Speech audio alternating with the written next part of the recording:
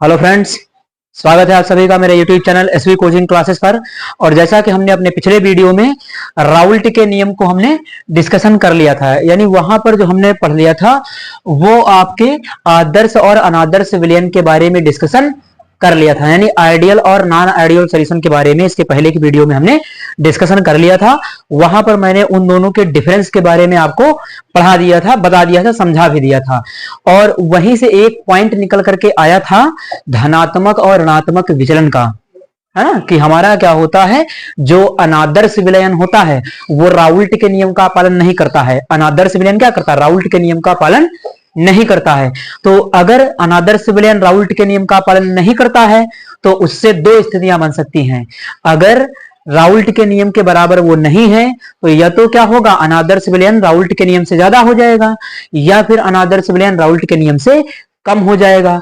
तो वहां पर क्या देखा था मैंने कि दो स्थितियां बनी थी। जब वाष्प दाब ज्यादा हो जाएगा राउल्ट के नियम से तो उसे हम कहेंगे धनात्मक विचलन, और जब राउल्ट के नियम से वाष्प दाब कम रहेगा तो उसे हम कहेंगे ऋणात्मक विचलन। तो आज मुझे उसी का डिस्कशन करना है, धनात्मक और ऋणात्मक विचलन का, यानी पॉजिटिव एंड नेगेटिव डेविएशन का। अब ये डेविएशन को आज हम पूरी तरीके से कंप्लीट करेंगे और अच्छे से समझिएगा इसको, क्योंकि ये भी आपके एग्जाम के लिए इंपॉर्टेंट बहुत ज्यादा है। तो चलिए देखते हैं। सबसे पहले आपको डिफिनेशन पता होना चाहिए कि ये धनात्मक विचलन होता क्या है। तो धनात्मक विचलन की डिफिनेशन बिल्कुल आसान है, जैसा कि मैंने अपने पिछले वीडियो में आपको पहले ही बता दिया था कि जो कुल वाष्प दाब है वो राउल्ट के नियम के अनुसार क्या होता है, बराबर नहीं होगा, अनादर्श में ही है। तो अनादर्श वाला विलयन ही तो दो प्रकार का था, धनात्मक विचलन और ऋणात्मक विचलन। कौन सा विलयन दिखाता था, अनादर्श वाला। तो यानी कि ये जो विचलन शो करेगा, कौन शो करेगा, तो अनादर्श विलयन शो करेगा, आदर्श नहीं शो करेगा, ये भी याद रखिएगा। ये धनात्मक विचलन और ऋणात्मक विचलन किसके पार्ट हैं, तो ये है नॉन आइडियल सॉल्यूशन के, यानी अनादर्श विलयन के। वही तो दिखाएगा, ये तो कम हो जाएगा, ये तो ज्यादा हो जाएगा। तो चलिए देखते हैं कि धनात्मक विचलन क्या होता है। सबसे पहले यहां पर इसका डिस्कशन करते हैं। देखिए लिखा हुआ है कि वे अनादर्श विलयन जिनमें प्रत्येक घटक का आंशिक वाष्प दाब राउल्ट के नियम से निर्धारित वाष्प दाब से अधिक होता है। यानी देखिए कह ये रहा है कि विलयन के प्रत्येक घटक का आंशिक वाष्प दाब, ध्यान दीजिएगा यहां पर लिखा हुआ है कि विलयन का नाम लिया गया है, यानी विलयन जिनमें प्रत्येक घटक का आंशिक वाष्प दाब राउल्ट के नियम से निर्धारित वाष्प दाब के क्या होता है, कम होता है। अब राउल्ट का नियम का क्या था, तो पीटी बराबर पीए प्लस पीबी, मैंने बताया था आपको। तो यहां पर हम क्या करते हैं, देखिए एक छोटी सी बात है, यहां पर मैंने इस साइड में ये पूरा पॉइंट लिख दिया है। यहां पर केवल एक शब्द चेंज करना था, इसलिए मैंने यहां पर पूरा नहीं लिखा है, क्योंकि इधर वाला ही इस साइड में भी हमें पूरा लिखना है। तो जहां पर डिफरेंस करना है, जैसे ये होता कि अधिक होता है, इस साइड में अधिक होगा, इस साइड में कम होता है, तो इसलिए मैंने यहां पर एक शब्द लिख दिया कि कम होता है। आप पूरा पॉइंट इधर से उतार लीजिएगा, जहां देखा है अधिक होता है इस साइड में लिख लीजिएगा, वहां पर कम होता है। बस इतना ही डिफरेंस है, इसीलिए मैंने इसका पॉइंट ही नहीं लिखा है ना। और समझाने के लिए मेरे पास जगह भी यहां पर बची रहेगी, इसलिए मैंने लिखा है ऐसा। ठीक, तो चलिए हम इसको समझ लेते हैं पहले। अब हम समझने के पर्पस से काम करेंगे यहां पर। तो देखिए क्या कहता है, पहले मैं पिछले वीडियो की कंडीशन आपको बता देता हूं कि कहता क्या था अनादर्श विलयन। अनादर्श विलयन वो कहता था कि राउल्ट के नियम से जो वाष्प दाब होगा या तो कम हो जाएगा या तो ज्यादा हो जाएगा। एक मिनट जरा देखते हैं इसको। जैसे ये है पीटी बराबर पीए प्लस पीबी, ये राउल्ट का नियम था कि कुल वाष्प दाब जो होगा, है ना, विलयन के कुल वाष्प दाब के क्या होगा, बराबर होगा ना, प्रत्येक घटक के वाष्प दाब के बराबर होगा। ये कहता था राउल्ट का नियम, यही तो था। या और इसको आगे बढ़ाएंगे तो P0A XA plus P0B XB, वो भी सही है, ये भी सही है। तो यहां से क्या है, दो कंडीशन बनी थी अनादर्श विलयन के लिए। एक क्या थी कि जब पीटी क्या हो जाएगा, ग्रेटर देन हो जाएगा। देखिए यहां से मैंने कल भी आपको दो कंडीशन बताई थी कि क्या है, पीटी जब ग्रेटर देन हो जाएगा किससे, पीए प्लस पीबी से, ये वाली कंडीशन। यानी जब कुल वाष्प दाब है वो विलयन के प्रत्येक घटक के वाष्प दाब से क्या हो जाएगा, ज्यादा हो जाएगा। तो इस कंडीशन को हम क्या कहेंगे, धनात्मक विचलन। यानी ये राउल्ट के नियम से वाष्प दाब ज्यादा देगा, तो इसे हम कहेंगे धनात्मक विचलन। इसको मैंने नाम दिया था कल धनात्मक विचलन का, पॉजिटिव डेविएशन का, धनात्मक विचलन। ये है। उसके बाद दूसरी कंडीशन क्या बन सकती है कि अब इस बार कुल वाष्प दाब कम भी तो हो सकता है। यहां कुल वाष्प दाब ज्यादा हो गया, वहां पर कुल वाष्प दाब क्या होगा, कम भी तो हो सकता है। तो यहां पर हम लिख देते हैं इसको इस साइड में, देखिए पी टी लेस देन है किससे, पी ए प्लस पीबी से। ये देखिए जो कुल वाष्प दाब है विलयन के प्रत्येक घटक के वाष्प दाब के योग से क्या है, कम है। तो ये जब पीटी पीए प्लस पीबी से कम है तो इसे हम कहेंगे ऋणात्मक विचलन, है ना, निगेटिव डेविएशन। तो ये हमारा क्या कंडीशन बनेगी, ऋणात्मक विचलन, ऋणात्मक विचलन। ये समझ में आपको आया होगा कि जब कुल वाष्प दाब दोनों के वाष्प दाब से क्या हो जाएगा, ज्यादा हो जाएगा, तब हम उसे कहेंगे धनात्मक विचलन। और जब कुल वाष्प दाब दोनों के वाष्प दाब से कम होगा तो उसे हम कहेंगे ऋणात्मक विचलन। ये समझ में आया। यहां पर देखिएगा तो अब ये कंडीशन क्या है, यही कंडीशंस को मैं आपको यहां पर एक्सप्लेन कर रहा हूं। इधर लिखा हुआ है धनात्मक विचलन, इधर लिखा हुआ है ऋणात्मक विचलन, है ना। तो चलिए उसके बाद तो ये मैंने आपको बता दिया कि ये धनात्मक विचलन है और ये ऋणात्मक विचलन है। ये तो आपको समझ में आ गया हो, कल भी मैंने आपको बताया था, पिछले वीडियो में ये समझाया था आपको, है ना। अब इसके बाद क्या करते हैं कि हम जरा इसको हटाते हैं और ये जो डिफिनेशन कह रही है इस डिफिनेशन को जरा अप्लाई करते हैं इस पर, है ना, इस पर इस डिफिनेशन को हम लगाते हैं जरा, तो देखिए क्या क्या कंडीशन हमारी बनेगी। तो आप इसको तो जानते ही होंगे, अगर लिखना चाहे तो उसको लिख भी सकते हैं, वरना मैं इसको मिटा देता हूं। चलिए तो अब क्या करेंगे, हम जरा इस डिफिनेशन को पढ़ते हैं और इसी के हिसाब से हम धनात्मक विचलन के लिए लिखते हैं कि क्या हमें बता रहा है। ये पहला पॉइंट कहता है कि अनादर्श विलयन है जिसमें प्रत्येक घटक का जो आंशिक वाष्प दाब, देखिए विलयन के अंदर प्रत्येक घटक, समझने के लिए मैं आपको बना भी देता हूं शायद यहां पर, जैसे ये है आपका ए है और ये क्या है, बी है। इन दोनों को मिलाकर के एक विलयन बना दिया। यहां पर क्या है, ए बी है। ये क्या है, शुद्ध द्रव ए है, ये क्या है, शुद्ध द्रव बी है ना। इसको आप विलय भी कह सकते हैं, यानी ये क्या है, शुद्ध द्रव ए है और ये क्या है, शुद्ध द्रव बी है ना। और ये क्या है आपका, ये है विलयन। ठीक, तो ये दोनों को मिला करके शुद्ध द्रव ए बी को मिला करके मैंने विलयन बनाया है। अब ए को आप विलय कह सकते हैं और बी को आप विलायक कर सकते हैं, कोई दिक्कत नहीं है। अगर आप विलय विलायक लिख देंगे तो कहीं गलत नहीं, कुछ गलत नहीं, क्योंकि विलयन किससे बनेगा, विलय और विलायक से, है ना। तो ये हो गया। अब देखिए राउल्ट का नियम कहता है कि विलयन के जिनमें प्रत्येक घटक का आंशिक वाष्प दाब, देखिए विलयन के प्रत्येक घटक का आंशिक वाष्प दाब, तो विलयन में जरा ए का वाष्प दाब लिख करके दिखाइए मुझे। तो कहता है कि विलयन में ए का जो वाष्प दाब है वो क्या होगा, उसके घटक के वाष्प दाब से क्या हो जाएगा, अधिक हो जाएगा। तो यानी कि कंडीशन ये बन जाएगी कि पी ए, है ना, ग्रेटर देन किसके होगा, P0A और XA। ये समझ में आया आपको। ये क्या है कि विलयन के अंदर ए का वाष्प दाब, इसके अंदर कह रहा था कि विलयन के प्रत्येक घटक का, देखिए सामने कह रहा है ना कि विलयन के प्रत्येक, यहां पर विलयन जोड़ दिया, विलयन में वो है, तो विलयन के प्रत्येक घटक का आंशिक वाष्प दाब राउल्ट के नियम से निर्धारित वाष्प दाब से अधिक होता है। जब मैंने आपको पीछे पढ़ाया था तब मैंने आपको क्या लिखाया था, जरा याद करिए। मैंने आपको लिखाया था पी ए बराबर P0AXA, ये वाली कंडीशन याद करिए, है ना। राउल्ट के नियम की ये कंडीशन याद करिए, ये थी कि नहीं थी।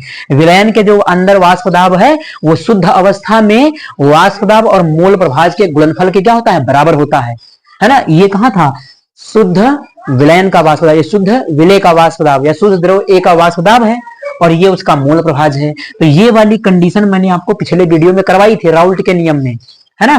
तो यहां पर यही तो कह रहा है कि जो घटक का आंशिक वाष्प दाब है विलयन के अंदर, तो विलयन के अंदर वाष्प दाब कितना है, पीए है।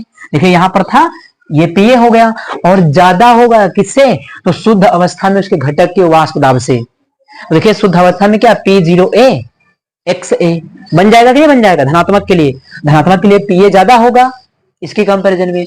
इसको मिटा देता, पहले तो ये बराबर था, लेकिन अब हम यहाँ क्या पढ़ रहे हैं, धनात्मक विचलन पढ़ रहे हैं। तो ये ज्यादा है, तो इसको मैंने समझाने के लिए आपके लिए लिखा है, क्योंकि ये कंडीशन वहां पर थी, है ना। तो इसको हटा देते हैं यहाँ से। तो पहली कंडीशन तो ये हो गई कि पीए ग्रेटर देन P0AXA। दूसरी क्या होगी कि विलयन के अंदर दूसरा कौन है, बी है, बी भी तो है, तो ये कंडीशन क्या बन जाएगी, पी बी ग्रेटर देन किससे होगा, अब ये जो है शुद्ध अवस्था में बी के वाष्प दाब और मोल प्रभाज के, देखिए ये बन जाएगा P0B एक्स बी। देखिए ये होगा कि नहीं होगा, ये कहां से आया, तो ये भी वहीं से आया। देखिए पी बी बराबर मैंने आपको पढ़ाया था P0B एक्स बी, ये कंडीशन बराबर वाली थी, लेकिन यहां कहता है कि विलयन के अंदर जो बी का वाष्प दाब है ना, वो उसके शुद्ध अवस्था में वाष्प दाब के क्या हो जाएगा, ज्यादा हो जाएगा। ये तो राउल्ट के नियम से सब था, ये क्या था, राउल्ट का नियम था, और यहां पर राउल्ट के नियम से ऊपर निकल गया है घटक का वाष्प दाब विलयन में, तो पीबी ग्रेटर देन क्या हो जाएगा, P0B एक्स बी। तो ये वाली कंडीशन यहां पर बनेगी इस साइड में, यानी वाष्प दाब यहां पर क्या होगा, अधिक होगा, है ना। तो देखें यहां पर लिखा हुआ है कि अर्थात, अब अर्थात करके क्या लिख सकते हैं, अर्थात करके ये कंडीशन लिख सकते हैं दोनों, तो अर्थात करके बन जाएगा PA greater than P0A XA हो जाएगा। उसके बाद PB greater than P0B XB होगा कि नहीं होगा। अब देखिए PA PB ग्रेटर देन हो गया P0XA P0XB हो गया ना, तो इसी प्रकार से कुल दाब भी तो ज्यादा हो जाएगा, यानी PT बराबर PT ग्रेटर देन क्या हो जाएगा, PA प्लस PB, इसके योग से क्या हो जाएगा, ज्यादा हो जाएगा कि नहीं हो जाएगा। यहां देखिए PT ग्रेटर देन क्या होगा, PA प्लस PB से, तो ये भी कंडीशन हम यहां पर लिख सकते हैं भाई, दोनों का वाष्प दाब ज्यादा तो कुल वाष्प दाब भी ज्यादा आएगा, आएगा कि नहीं आएगा। यहां अगर विलयन के अंदर इन दोनों का वाष्प दाब ज्यादा है तो टोटल वाष्प दाब से क्या हो जाएगा, ज्यादा आएगा कि नहीं आएगा। तो यहां पर हम लिख लेंगे PT greater than PA plus PB, ये लिख सकते हैं हम, है ना। धनात्मक विचलन के लिए ये कंडीशन आपकी बन सकती है। तो अब क्या होगा, ये तो कंडीशन हो गई धनात्मक के लिए कि PA PB ग्रेटर देन होगा। अब ऋणात्मक के लिए जस्ट इसका उल्टा हो जाएगा। उल्टा का मतलब क्या है, यहां पर वाष्प दाब ऋणात्मक वाले में कम हो जाएगा, इसमें ज्यादा हो जाएगा, उसमें क्या हो जाएगा, कम हो जाएगा। जैसे मैंने बताया था कि कोई वस्तु किसी के बराबर नहीं है, तो एक कंडीशन तो ये बन सकती है कि एक वस्तु दूसरी वस्तु से बड़ी हो जाए, है ना। जैसे दो मार्कर हैं तो इसमें क्या, दो मार्कर ये है, तो दूसरा क्या है कि ये वाली कंडीशन क्या है, ये मार्कर बड़ा हो गया। अब दूसरी भी कंडीशन तो हो सकती है कि एक मार्कर छोटा हो जाए, तो ये दूसरा वाला क्या है, छोटा ही तो है। तो यहां पर ये नेगेटिव डेविएशन है, ये पॉजिटिव डेविएशन, पॉजिटिव डेविएशन में ये ज्यादा हो गया, नेगेटिव में ये कम हो गया।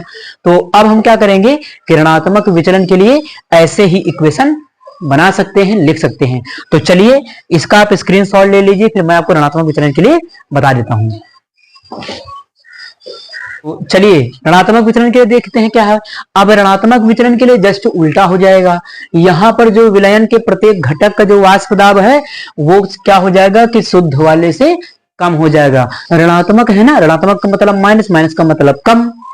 तो यहां पर क्या होगा, देखिए अब विलयन के अंदर ए का वाष्प दाब कितना होगा, वही होगा PA, विलयन के अंदर वाष्प दाब होगा, और ये किससे हो जाएगा, छोटा हो जाएगा शुद्ध अवस्था में A के वाष्प दाब से। देखिए P0A XA, ये वाली कंडीशन बन जाएगी।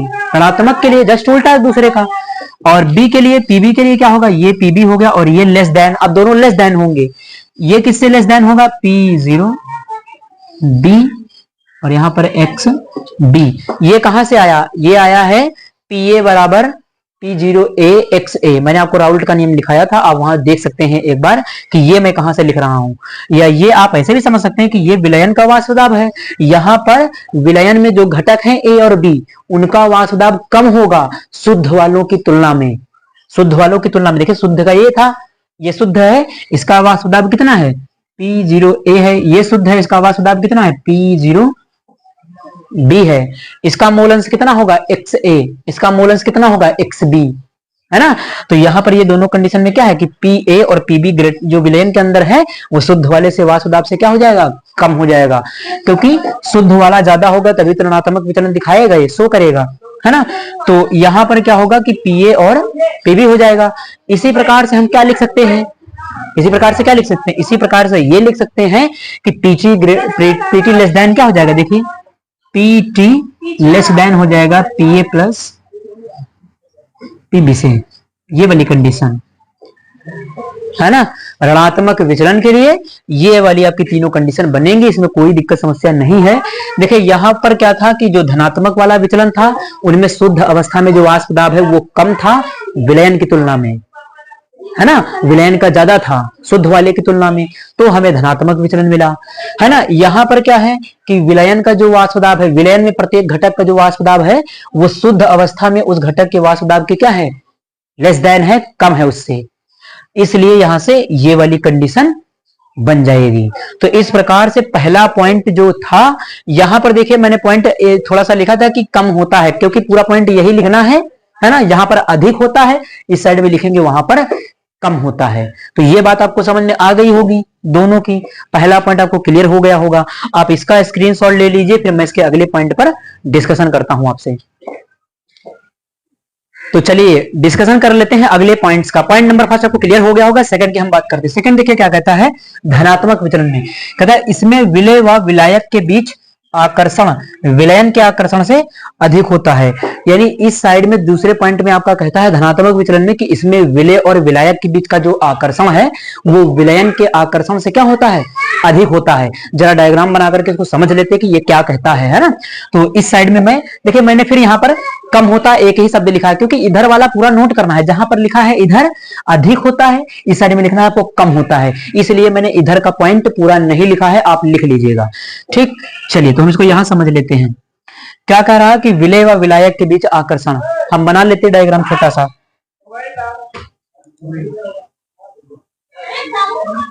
ये बना लेते हैं, यहां पर मान लिया हमारा इसके अंदर कौन है, ये ए है ना। और समझने के लिए हम यहां पर बना लेते हैं, ये ए है और ये ए है, इसको मैंने ए का नाम दिया,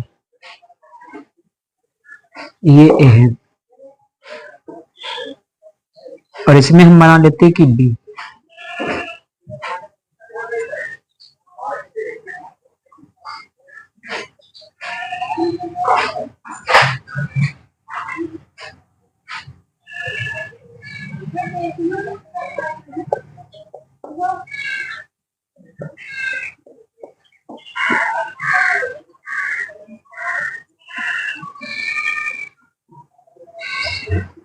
चलिए अब क्लियर करते हैं आपका पॉइंट। देखिए क्या कहता था कि इसमें विलय व विलायक के बीच आकर्षण, यानी विलय के अणुओं के बीच के आकर्षण। देखिए विलय क्या है, विलय मैंने ले लिया है ए, इसमें ले लिया है मैंने क्या ले लिया है ए।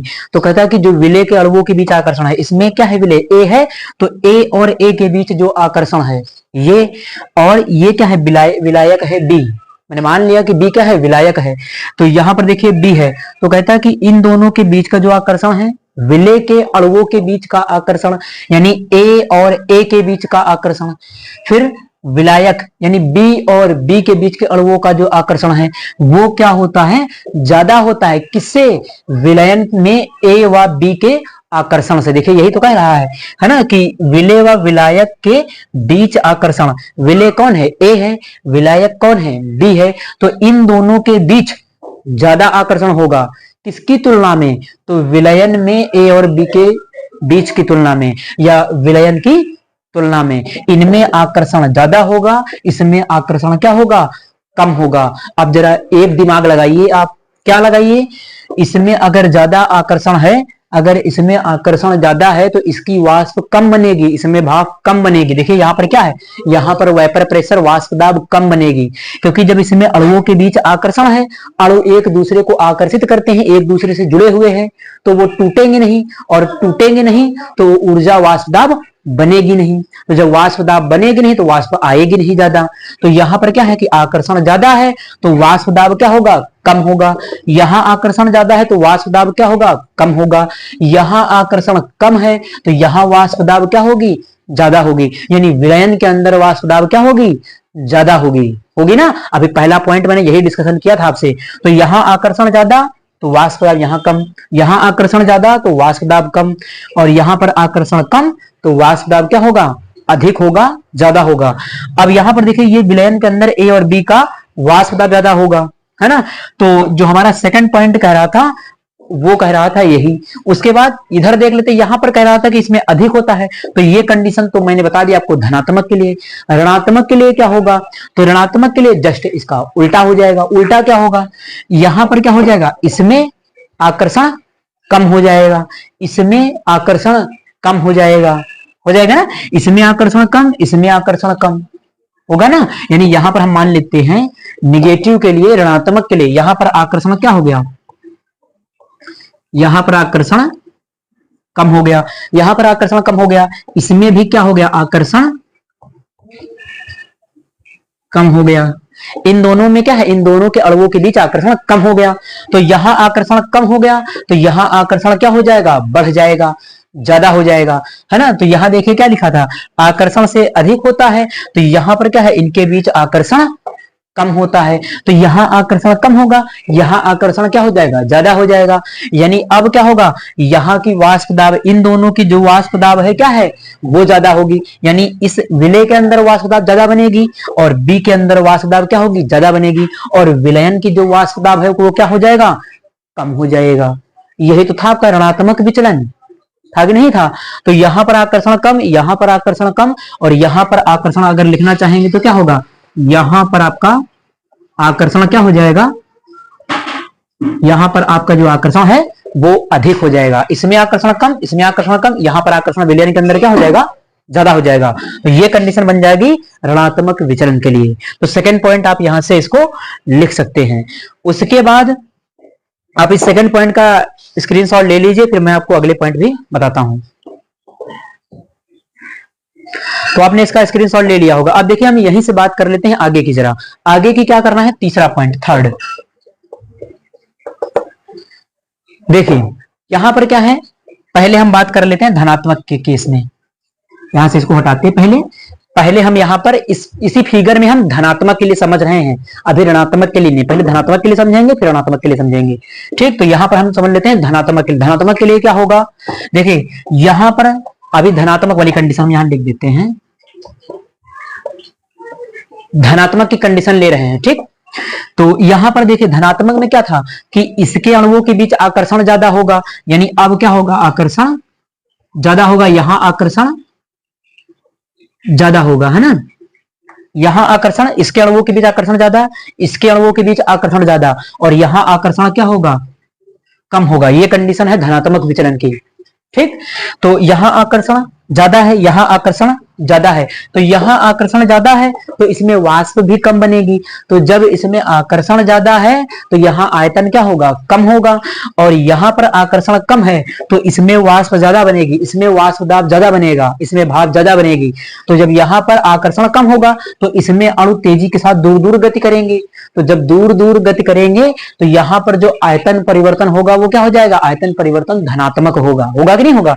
पहले की तुलना में बाद में विलयन का आयतन क्या हो जाएगा, बढ़ जाएगा, यानी आयतन परिवर्तन क्या होगा, धनात्मक होगा। तो तीसरा पॉइंट हमें यही लिखना है, धनात्मक विचलन में क्या लिखना है कि आयतन परिवर्तन धनात्मक होता है, यानी यहां पर लिखना है आयतन परिवर्तन, आयतन परिवर्तन क्या, डेल्टा वी, डेल्टा क्या दिखा था, परिवर्तन को, और वी फॉर वॉल्यूम में आयतन। तो आयतन परिवर्तन डेल्टा वी क्या होगा, इसके लिए धनात्मक होगा, पॉजिटिव होगा, यानी धनात्मक विचलन के लिए आयतन परिवर्तन क्या होगा, धनात्मक होगा। क्यों होगा, यहां पर आयतन कम, यहां पर आयतन कम, लेकिन जो विलयन मिलेगा उसके भी अणुओं के बीच आकर्षण कम है, और आकर्षण कम है तो अणु ज्यादा उड़ेंगे, तो वाष्प दाब ज्यादा बनेगी। जब वाष्प दाब ज्यादा बनेगी तो आयतन क्या होगा, ज्यादा हो जाएगा, यानी वाष्प ज्यादा बनेगी तो आयतन यहां से क्या हो जाएगा, बढ़ जाएगा, अणु एक दूसरे से दूर दूर हो जाएंगे। तो ये कंडीशन हमारी हो जाएगी धनात्मक विचलन के लिए, ठीक। तो ये धनात्मक वाला क्लियर हो गया होगा कि आयतन प्लस क्यों है। हाँ, उसके बाद एक बात का डिस्कशन और कर लेते हैं हम, ताकि हम धनात्मक ऋणात्मक को एक साथ ही देख लेंगे, ज्यादा सही रहेगा। तो ये हो गया आयतन परिवर्तन, इसके लिए क्या होता है, धनात्मक होता है, आपको पता चल गया। एक पॉइंट हम और डिस्कशन कर लेते, चौथा हमारा जो है, चौथा पॉइंट हमारा क्या रहेगा, देखिए यहां पर क्या होता है कि यहां पर इनके बीच आकर्षण ज्यादा है, यानी इसके बीच और इसके बीच आकर्षण ज्यादा है, तो यहां क्या होगा, यहां पर आकर्षण कम होगा, और जब आकर्षण कम होता है तो ऊर्जा अवशोषित होती है ना। यहां पर क्या होगा कि जब आकर्षण कम होगा, तो जब आकर्षण कम होगा तो वहां पर क्या है कि ऊर्जा अवशोषित होगी, ऊर्जा की खपत होगी, है ना। जैसे मान लिया ऐसे कोई एग्जांपल ले लेते कि जहां भीड़ भाड़ वाला एरिया कम हो तो वहां पर लोग आसानी से रह सकते हैं, जा सकते हैं, आ सकते हैं, है ना। तो उसी प्रकार से यहाँ पर क्या है कि आकर्षण कम है, तो अगर आकर्षण कम है तो यहाँ एनर्जी एब्जॉर्ब हो सकती है, ऊर्जा अवशोषित हो सकती है। यानी विलयन क्या करेगा, ऊर्जा को अवशोषित करेगा, और अगर ऊर्जा को अवशोषित करेगा तो वहां पर डेल्टा एच की वैल्यू जो इंथैल्पी परिवर्तन है ना, आपने पढ़ा होगा इंडोथर्मिक एक्सोथर्मिक रिएक्शंस, ऊष्माक्षेपी और ऊष्माशोषी अभिक्रिया। अब ऊष्माक्षेपी और ऊष्माशोषी अभिक्रिया क्या होती है, जिसमें ऊष्मा का शोषण होता है, ऊष्मा ग्रहण होती है कि नहीं। तो यहां पर क्या होगा कि इस विलयन के अंदर आकर्षण कम है तो यहां ऊष्मा अवशोषित होगी, और जब यहां ऊष्मा अवशोषित होगी, इस विलयन के अंदर ऊष्मा अवशोषित होगी तो विलयन का फायदा होगा, और विलयन का फायदा होगा तो डेल्टा एच की वैल्यू प्लस होगी। यानी इसके लिए हम लिख लेंगे कि जो इंथैल्पी परिवर्तन है, इंथैल्पी परिवर्तन इसको लिखते हैं डेल्टा एच से, उसका मान क्या होगा, पॉजिटिव होगा, धनात्मक होगा। तो इंथैल्पी परिवर्तन आपको समझ में आया कि विलयन के अंदर आकर्षण कम है, और आकर्षण कम है तो ऊर्जा अवशोषित होगी, है ना। जैसे मान लिया किसी स्थान पर भीड़ बहुत कम है ना, वहां पर काफी जगह है तो वहां पर लोग आसानी से आ जा सकते हैं, या और बाहर से लोग आ जाएं तो वहां पर आसानी से एडजस्ट हो सकते हैं, है ना। तो उसी प्रकार से यहाँ आकर्षण कम है तो बाहर से भी एनर्जी क्या है, वहां पर जा सकती है, रह सकती है। तो यहां पर जब एनर्जी इसमें जा सकती है, इसका फायदा होगा, इसको एनर्जी मिलेगी, इसका फायदा होगा, तो इसका फायदा होगा तो डेल्टा एच की वैल्यू क्या हो जाएगी, इंथैल्पी परिवर्तन डेल्टा एच पॉजिटिव हो जाएगा। तो ये धनात्मक विचलन के लिए क्लियर हुई दोनों बातें। आयतन क्या होगा, आयतन बढ़ जाएगा, इसलिए डेल्टा एच का मान पॉजिटिव होगा। इंथैल्पी परिवर्तन, ऊर्जा अवशोषित होगी, इस विलयन का फायदा होगा, तो फायदा होगा तो डेल्टा एच की वैल्यू प्लस होगी। तो यहां मैंने लिख दिया डेल्टा एच वैल्यू प्लस है, इंथैल्पी परिवर्तन धनात्मक है। ठीक, अब चलते हैं, हम केस ले लेते हैं दूसरा ऋणात्मक विचलन का। अब ऋणात्मक के लिए कंडीशन बना लेते हैं हम यहां पर, ऋणात्मक वाले के लिए। देखिए ऋणात्मक वाले में क्या है, तो जितना धनात्मक में किया उसी का सब उल्टा लिख डालिए बस। आप चाहे तो सीधे उल्टा लिख डालिए कि डेल्टा वी माइनस होगा, डेल्टा एच माइनस होगा, दोनों, है ना। वरना समझना है तो मैं समझा ही देता हूं आपको। तो यहां पर आकर्षण क्या होगा, अब ऋणात्मक वाली कंडीशन में इनके बीच आकर्षण क्या हो जाएगा, कम हो जाएगा। यहां आकर्षण क्या होगा, कम हो जाएगा, और यहां आकर्षण क्या हो जाएगा, ज्यादा हो जाएगा। तो यहां पर तो हमें विलयन की बात करनी है, हमें विलय और विलायक की बात ही नहीं करनी है ना, करते भी यही थे।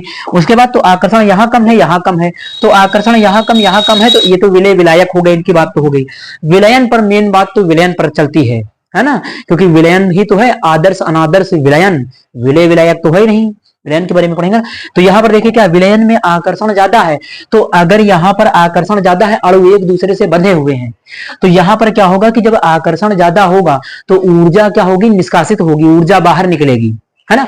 कहीं पर ज्यादा भीड़ भाड़ हो, धक्का मुक्की हो, तो उसमें क्या होगा, अब उसमें ये होगा कि लोग वहां से भागने की कोशिश करेंगे, हटने की। आप ही कहीं भीड़ भाड़ में फंस जाइए तो उसमें क्या होगा, आप निकलने का प्रयास करते, बाहर जाने का, है ना। तो उसी प्रकार से यहाँ विलयन में क्या है, ए और बी बहुत मात्रा में है, अधिक मात्रा में है, और यहाँ पर ए और बी की जो मात्रा है वो ज्यादा है, इनके बीच आकर्षण ज्यादा, बहुत सारे अणु आपस में घुसे हुए हैं यहाँ पर। तो जब यहाँ पर ज्यादा अणु हैं तो इस सिस्टम से क्या होगा, एनर्जी बाहर निकलेगी। तो जब एनर्जी बाहर निकलेगी तो वहां पर क्या होगा, इसका नुकसान होगा, और जब इसका नुकसान होगा तो इसके लिए जो डेल्टा एच की वैल्यू है वो क्या हो जाएगी, माइनस हो जाएगी, नेगेटिव हो जाएगी।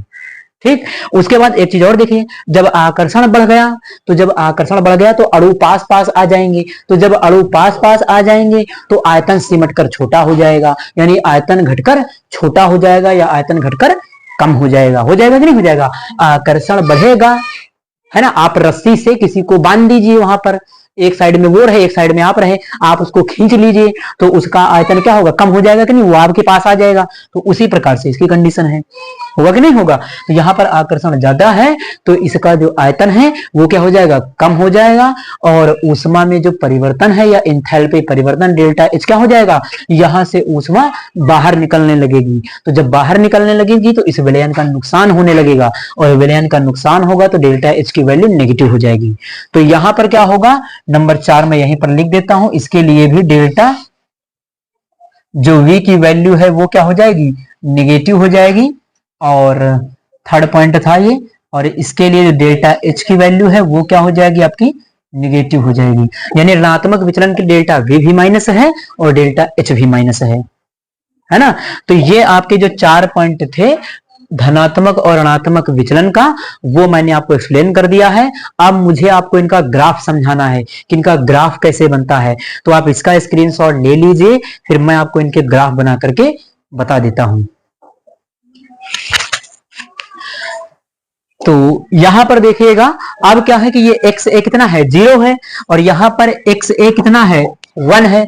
तो यहां पर एक्स ए जब 1 है तो इधर से इधर राउल्ट के नियम का ग्राफ क्या होगा, बढ़ेगा, और इधर से इधर बी के लिए क्या होगा, ग्राफ घटेगा, राउल्ट के नियम का साधारण सा ग्राफ।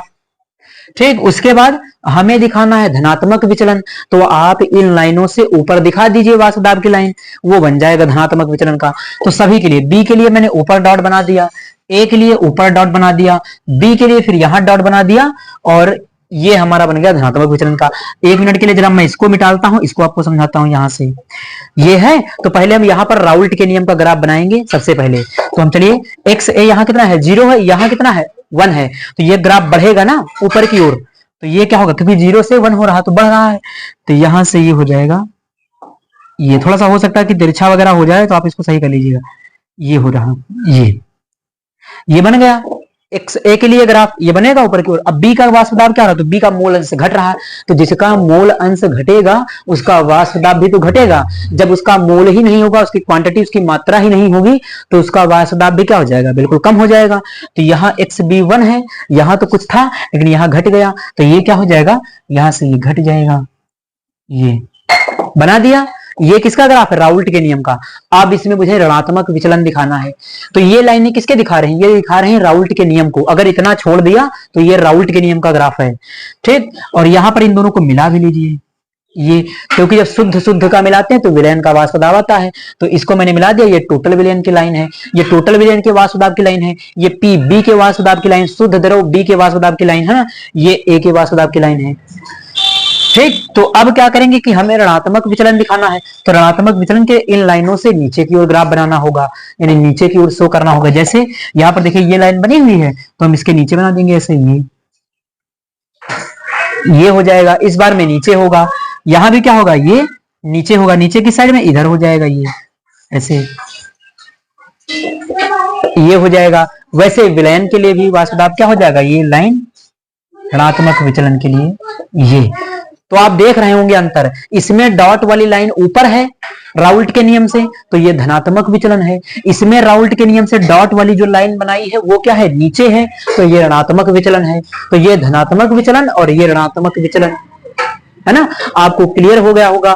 अब एक एक एग्जांपल है, इनको दोनों के याद कर लीजिएगा। मैंने लिखा हुआ है यहाँ पर एग्जांपल, इसका जो एग्जांपल है वो एथिल अल्कोहल और एसीटोन है, एसीटोन और ईथर है। यहाँ 2 एग्जांपल लिखे हुए हैं, इधर एक एग्जांपल लिखा क्लोरोफॉर्म और एसीटोन, ये एग्जांपल है आपके ऋणात्मक विचलन का। तो इस प्रकार से आज मेरा जो टॉपिक था धनात्मक और ऋणात्मक विचलन, वो टॉपिक मैंने आपको कंप्लीट करवा दिया है। उम्मीद करता हूं कि आप सभी को ये समझ में आया होगा, और चैनल को ज्यादा से ज्यादा शेयर करते रहिए। Thanks for watching this video.